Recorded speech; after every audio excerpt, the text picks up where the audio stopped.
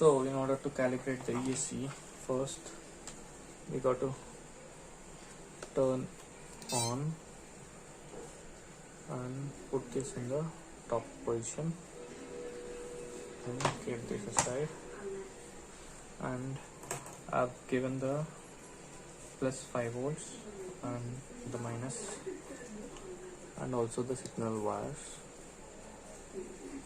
So in the channel 3, that's throttle,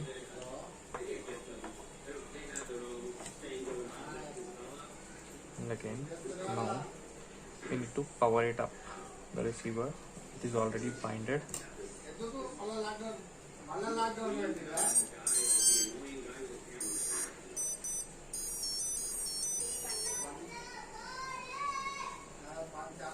Now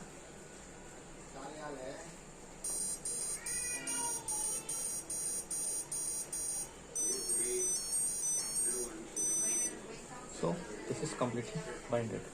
Now you can slowly check the direction of the motor.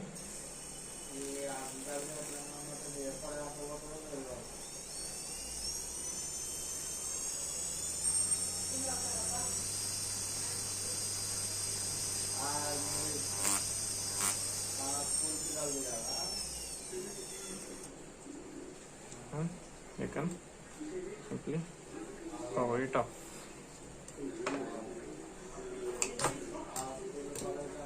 Likewise, you have to do it with each and all the motors. So it is done.